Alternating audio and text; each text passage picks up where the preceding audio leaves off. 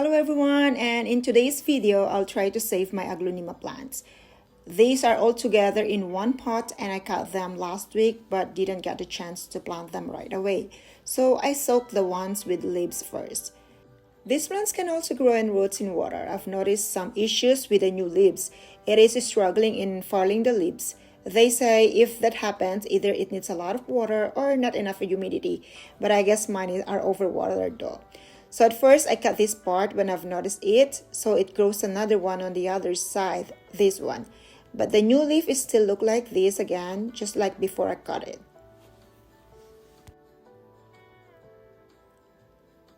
So same problem as this one. I cut it and grew another one, but also struggling. Here's the new growth from this one. And I was unhappy seeing my plants like this, and I need to do something before it's too late. So here are the other parts of the cuttings.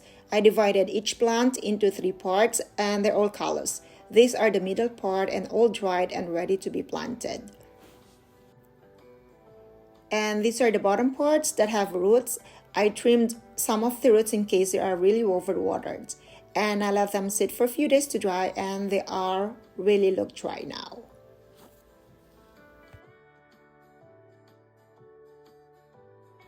This is the original pot where they are initially planted. So I will use this pot for the one that have roots. So this is our first one.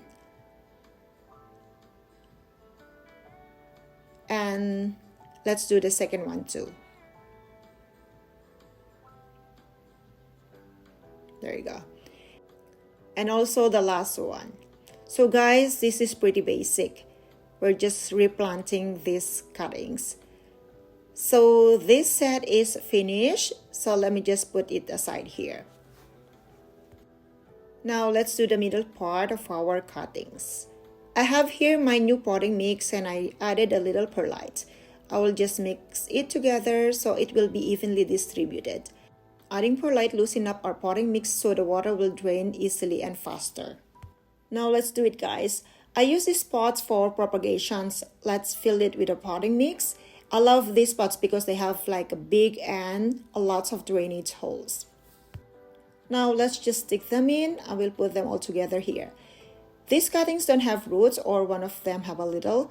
So this pot is just perfect for them to grow some roots and won't be soaked too much when we water them.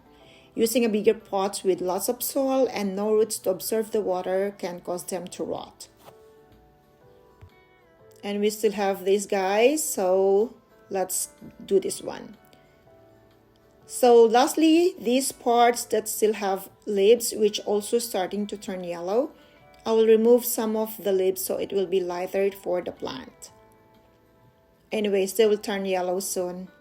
I will also use this pot which seems a bit smaller for it, but this is just fine. I can always transfer them to a bigger pot when they have lots of roots. So just like this, and let's press this one because it's still wobbly, and let me add more soil. So this one is finished. Let's do the last one.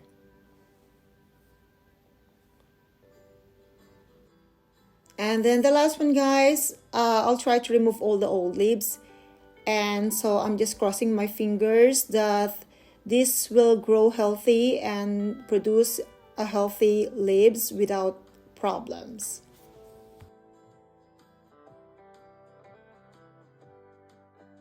So this is the major problem before, guys. See the new growth? The new leaves are wrapped with brown slimy skin, and that's what I'm thinking of, overwatered, which makes sense because we really have lots of rain, but it's been months that this keeps happening. And my plant leaves are starting to droop. And I am just unhappy that I don't get any new healthy leaves and it stopped from growing. So let me just stick this one here. And since this is the last one, I will also include this one here for now. So this is where I expected this one to grow some babies. So there's like 3 sides. So this is our stem cutting propagations for today's, guys, and this is how I try to save my plants. It will start from the beginning, but for sure it's worth it afterwards. And this is it for today, guys. Thanks for watching. Bye!